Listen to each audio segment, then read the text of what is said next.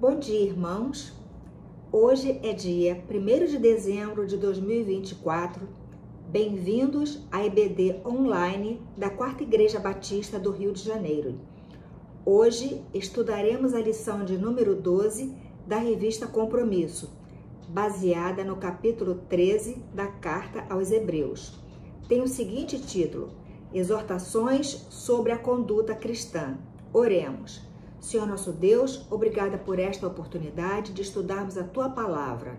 Fica conosco, Senhor, para o pleno entendimento. É o que eu te peço agradecida, em nome e por amor de Cristo Jesus. Amém.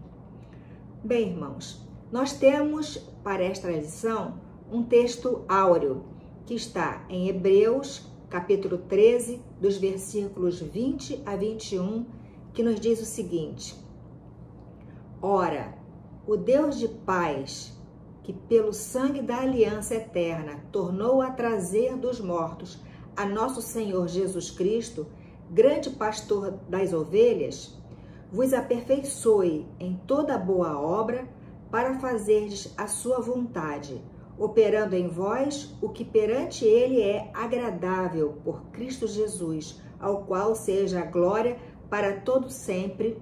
Amém. Como eu disse, hoje é o último capítulo da Carta aos Hebreus, capítulo 13, e já vimos que esta carta foi escrita para os judeus novos convertidos ao cristianismo, para que eles não desanimassem e eles se mantivessem firmes na fé. O tempo era difícil e havia muita perseguição. Havia o risco da apostasia, ou seja, o abandono da fé. E foram feitas preciosas exortações ao povo sobre a superioridade de Jesus com relação a tudo o que conheciam da antiga aliança. Então agora nós vamos ver alguns pontos sobre a nossa lição que fala sobre a superioridade de Cristo na nova aliança. Especialmente com relação ao sacerdócio de Cristo, que não veio de uma ordem humana, como a dos demais sacerdotes levitas, desde Arão, Jesus é sacerdote da ordem de Melquisedeque, instituída de forma sobrenatural por Deus. Então Jesus é sacerdote perfeito e sem pecado, porque ele não veio de uma ordem humana como os demais sacerdotes. E aqui nós temos esse seguinte versículo: porque não temos um sumo sacerdote que não possa compadecer-se das nossas fraquezas, porém um que, como nós, em tudo foi tentado, mas sem pecado. Então, esse é o grande diferencial de Jesus Cristo, porque os demais sacerdotes, quando eles entravam no templo, lá no Santo dos Santos, para fazer a expiação para os pecados, eles também faziam a expiação pelos seus próprios pecados. Mas Jesus Cristo é sem pecado. Jesus Cristo, ele fez a expiação pelos nossos pecados, derramando o seu sangue pela nossa salvação. Esta é a grande diferença de Jesus Cristo como nosso sumo sacerdote. Nós vemos também na palavra de Deus que Jesus Cristo, ele é o resplendor da glória de Deus. Olha que coisa maravilhosa. Ele é o resplendor da glória de Deus. Nós podemos ver essa passagem na carta aos Hebreus, no capítulo 1, do versículo 1 ao versículo 4, que nos diz o seguinte: No passado, Deus falou muitas vezes e de várias maneiras aos nossos antepassados por meio dos profetas. Mas, nestes últimos dias, nos falou por meio do Filho, a quem constituiu herdeiro de todas as coisas e por meio de quem fez o universo. O Filho é o resplendor da glória de Deus, a expressão exata do seu ser, e sustenta todas as coisas por sua palavra poderosa. Depois de ter realizado a purificação dos pecados, ele se assentou à direita da majestade nas alturas, pois é muito superior aos anjos, e o nome que herdou também é superior ao deles. Então agora nós vemos que nós temos esta nova aliança, a nova aliança em Jesus Cristo. E naquele tempo, quando essa carta aos Hebreus ela foi escrita, eles ainda estavam muito apegados à antiga aliança. Então, após exaustivas exortações sobre a superioridade de Jesus Cristo, os hebreus precisavam olhar para a nova aliança. Então, qual é a diferença significativa entre as duas alianças? Na verdade, a diferença fundamental entre a antiga e a nova aliança é com relação aos seus mediadores. Na antiga aliança, Moisés serviu como mediador, atuando como intermediário entre Deus e o povo. Este fato está registrado no livro de Êxodo, capítulo 32, versículos 11 ao 14. Mas Jesus Cristo, ele é o mediador da nova aliança, proporcionando uma conexão direta com Deus através de si mesmo. Então, a nova aliança, ela é um novo relacionamento entre Deus e os homens, tendo como mediador Jesus Cristo. A nova aliança significa o novo compromisso feito por Deus através do sacrifício de Jesus, para nos salvar da condenação eterna estabelecida através do pecado de Adão. Agora, nós vamos voltar de novo ao capítulo 13 de Hebreus, logo no início, e falar sobre o dever do amor fraternal. Porque após a carta de Hebreus ter exortado tanto aqueles judeus novos convertidos sobre a diferença entre a antiga e a nova aliança, agora eles receberiam vários conceitos da conduta cristã, da verdadeira conduta cristã. E nós começamos a ler logo nos primeiros versículos, que nos diz o seguinte, do versículo 1 ao versículo 3 da carta aos Hebreus, capítulo 13, vejamos, nos diz o seguinte: seja constante o amor fraternal. Não se esqueçam da hospitalidade, pois foi praticando-a que, sem saber, alguns acolheram anjos.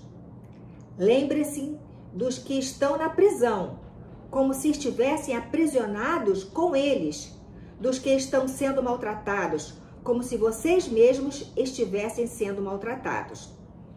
Nós devemos de relembrar que esse tempo em que foi escrita esta carta aos Hebreus, que lá verdadeiramente estava havendo um tempo de perseguição aos judeus novos convertidos. E aqui, quando ele fala, lembre-se dos que estão na prisão, é porque já haviam muitos crentes sendo aprisionados pelo fato de estarem sendo convertidos a Jesus Cristo. Esses prisioneiros, a que o texto se refere, não eram prisioneiros tipo assim, alguém que roubou, ou que matou, ou que cometeu algum tipo de delito. Era exatamente com relação aos cristãos que já estavam sofrendo essa perseguição. E a carta aos Hebreus, ela exorta que eles deveriam de continuar confiantes em Cristo, porque o maior tesouro que nós podemos ter na terra não é aquilo que as pessoas ou o mundo pode levar, mas sim é a nossa vida eterna, porque esta é intocável, porque ela está verdadeiramente nas mãos de Cristo Jesus, asseguradas por Ele, porque Ele deu o seu sangue para nos salvar. Outro fato interessante que eu gostaria de ressaltar aqui com os irmãos é com relação ainda essa questão da hospitalidade, porque a palavra de Deus nos diz o seguinte, que alguns, não sabendo, hospedaram anjos, como eu acabei de ler para vocês. Então, vamos relembrar o seguinte, na cultura do Antigo Oriente, a hospitalidade era uma virtude altamente estimada. E a chegada daqueles 3 visitantes à tenda de Abraão, perto dos grandes carvalhos de Mamre, prepara o cenário exemplar dessa virtude, ou seja, da virtude da hospitalidade, a virtude do acolhimento. Este fato está em Gênesis, capítulo 18, versículo 1. E essa narrativa, ela revela que esses visitantes não eram homens comuns, mas seres divinos. Então, vamos ver o que nos diz Gênesis 18, 1. Afirma que o Senhor apareceu a Abraão, sugerindo que um dos visitantes é uma manifestação do próprio Deus, acompanhado por 2 anjos. A esse tipo de manifestação se chama teofania. E o que é a teofania? Teofania é a manifestação de Deus em forma visível ou audível. E nós temos na Bíblia alguns exemplos de teofanias em forma simbólica. Por exemplo, o forno, ele exalava uma fumaça e a tocha de fogo na ocasião em que Deus selou sua aliança com Abraão. Esse fato está em Gênesis, capítulo 15, versículo 17. Então, surgiu ali uma fumaça como uma tocha de fogo na ocasião em que Deus selou a aliança com Abraão. Ou seja, Deus estava simbolicamente ali representado, a sua presença estava ali através daquela tocha de fogo. A isso chamamos de teofania. E tem mais. Outros exemplos de teofania. Nós temos em Êxodo, capítulo 13, versículos 21 e 22, que nos diz o seguinte: E o Senhor ia adiante deles de dia numa coluna de nuvem para os guiar pelo caminho, e de noite numa coluna de fogo para os iluminar, para que caminhassem de dia e de noite. Nunca tirou de diante do povo a coluna de nuvem de dia, nem a coluna de fogo de noite. Então, de novo, essa é uma outra, um outro momento da presença de Deus representado de alguma forma. No caso, aqui nós tivemos a coluna de nuvem de dia e a coluna de fogo de noite, para que eles pudessem ter a iluminação e poder caminhar. E assim o Senhor caminhava, era a manifestação presencial de Deus, né? Desta forma. A isto, como eu disse, se chama teofania. É bom a gente estudar a palavra de Deus, que a gente aprende todas essas coisas. No Antigo Testamento, uma das mais notáveis formas de teofania é a aparição de Deus a Moisés na sarça ardente, lembram? Este fato está em Êxodo, capítulo 3, dos versículos 2 a 6, onde a presença divina é manifesta em um fogo que não consome a sarça, simbolizando a santidade de Deus e sua aproximação com Moisés sem consumi-lo. É interessante também nós lembrarmos que a sarça, ela era apenas um arbusto, ou seja, uma pequena árvore frágil, não era uma grande, não era uma árvore frondosa que custasse a queimar, não, era uma árvorezinha frágil, era um pé de sarça que facilmente poderia pegar fogo, mas o Senhor esteve ali presente desta forma, fazendo que o fogo fosse manifesto, mas no entanto ele não consumia a sarça.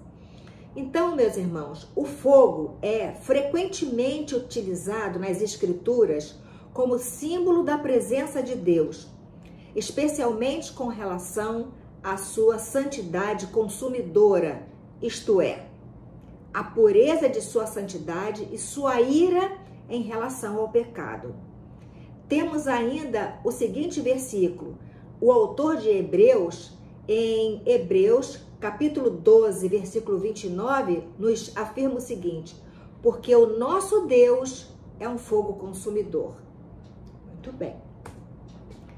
Agora, nós prosseguindo na leitura desse capítulo 13, nós vemos que ele fala a respeito de vários conselhos, através da sua palavra, aqueles jovens que tinham aceitado Jesus como seu Salvador, com relação àqueles judeus novos convertidos.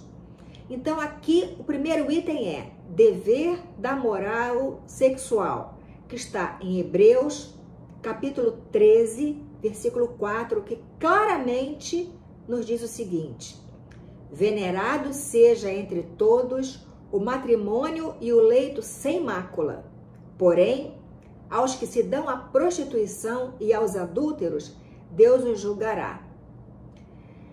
Podemos observar, através deste versículo, com relação à pureza sexual no casamento, o seguinte, que o casamento deve ser honrado por todos. O leito conjugal conservado puro, pois Deus julgará os imorais e os adúlteros. Conforme a lei divina, o homem não foi feito para a imoralidade, nem para o adultério. Mas, no mundo atual, estão adotando outros padrões de relacionamentos, como relacionamentos abertos, e o acesso à pornografia corre solto pelas redes sociais.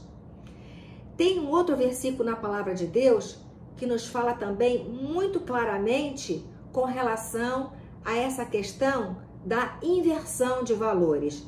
Nos diz o seguinte: em Isaías, capítulo 5, versículo 20, já foi profetizado que haveria esta inversão de valores, não só com relação à questão sexual, mas em vários setores da nossa sociedade. Então, aqui em Isaías nos diz o seguinte: ai dos que ao mal chamam bem e ao bem chamam mal, que fazem das trevas luz e das luz trevas, e fazem do amargo doce e do amor e do doce amargo. Vou reler esse versículo, que eu acho muito interessante e como que ele é real. Isaías, capítulo 5, versículo 20. Ai dos que ao mal chamam bem e ao bem mal, que fazem das trevas luz e das luzes trevas, e fazem do amargo doce e do doce amargo. E não é o que está acontecendo nos dias de hoje? É incrível, não é verdade? As coisas certas estão dizendo que estão erradas, e as coisas erradas estão dando como certas. Como a palavra de Deus é sábia e há tanto tempo já nos instruiu que no fim dos tempos todas essas coisas estariam acontecendo. Agora, um próximo conselho que nós vemos aqui é o dever de não ser ganancioso. Está em Hebreus, capítulo 13, né? Versículos 5 e 6, que nos diz o seguinte: sejam vossos costumes sem avareza. Ou seja, avareza é o quê? É o amor ao dinheiro. Contentando-vos com o que tendes. Porque ele disse: não te deixarei, nem te desampararei. E assim, com confiança, ousemos dizer: o Senhor é o meu ajudador, e não temerei o que me possa fazer o homem. Que bênção maravilhosa! O Senhor é o meu ajudador, e não temerei o que me possa fazer o homem. Então, irmãos, o amor ao dinheiro, ele pode ser a raiz de muitos males, principalmente com relação à ganância. E no mundo sem Cristo, que vemos hoje, o mundo se curva diante de três deuses: o sexo, o dinheiro e o poder. Em relação ao dinheiro, quando ele nos domina, aí entramos pelo caminho da ganância. E em 1 Timóteo, capítulo 6, versículo 10, temos a seguinte instrução: porque o amor ao dinheiro é a raiz de toda espécie de males. E nessa cobiça, alguns se desviaram da fé e se transpassaram a si mesmo com muitas dores. Em seguida, nós temos um outro conselho, é culto e adoração. Também nós temos aqui outros conselhos, que está em Hebreus, capítulo 13, versículos de 8 a 16.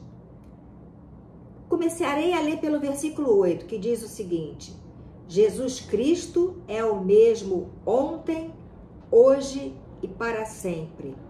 Não se deixem levar pelos diversos ensinos estranhos. É bom que o nosso coração seja fortalecido pela graça, e não por alimentos cerimoniais, os quais não têm valor para aqueles que os comem. Pois não temos aqui nenhuma cidade permanente, mas buscamos a que há de vir. Por meio de Jesus, portanto, oferecemos continuamente a Deus um sacrifício de louvor, que é fruto de lábios que confessam o seu nome. Não se esqueçam de fazer o bem e de repartir com os outros o que vocês têm, pois de tais sacrifícios Deus se agrada. Que versículos, assim, da palavra de Deus maravilhosos. Principalmente quando nos afirma que Jesus Cristo é o mesmo ontem, hoje e para sempre. E muito mais que isso, nos adverte no versículo 9, não se deixem levar pelos diversos ensinos estranhos. Então, por isso, nós estamos aqui estudando a palavra de Deus, porque quem estuda a palavra de Deus não erra o caminho. Nós, ainda continuando nessa palavra, nós podemos ter a certeza que nós servimos ao Senhor com um culto racional e, ao mesmo tempo, que é um culto de adoração ao Senhor. Pois aqui há uma exortação para que os irmãos não sigam doutrinas estranhas, pois, firmados em Cristo, os crentes jamais serão arrastados pelos ventos de doutrinas estranhas. Cristo está acima da lei cerimonial e dos sacrifícios transitórios. Os crentes não buscam uma cidade transitória, mas uma cidade permanente. E ela não está na terra. Ela está assegurada na pessoa de Jesus Cristo. Ela está no céu. E não se esqueçam de fazer o bem. Em Romanos, capítulo 12, versículo 1 e 2, nós temos um versículo que ampara muito bem esses ensinos aqui dessa carta aos Hebreus com relação ao culto e com relação à adoração. Vamos ver. Romanos, capítulo 12, versículos 1 e 2. Portanto, irmãos, rogo-lhes pelas misericórdias de Deus que se ofereçam em sacrifício vivo, santo e agradável a Deus. Este é o culto racional de vocês. Não se amoldem ao padrão deste mundo, mas transformem-se pela renovação da sua mente, para que sejam capazes de experimentar e comprovar a boa, agradável e perfeita vontade de Deus. Então, que maravilha esta palavra, que maravilha! Nós devemos prestar a Deus um culto racional, para experimentarmos a boa, agradável e perfeita vontade de Deus. E agora nós temos ainda mais conselhos aqui nessa carta aos Hebreus. Ele fala sobre o dever do respeito aos pastores do passado e presente. Está em Hebreus, capítulo 13, dos versículos 17 ao 19, que nos diz o seguinte: obedeçam aos seus líderes e submetam-se à autoridade deles. Eles cuidam de vocês como quem deve prestar contas. Obedeçam-lhes para que o trabalho deles seja uma alegria e não um peso, pois isso não seria proveitoso para vocês.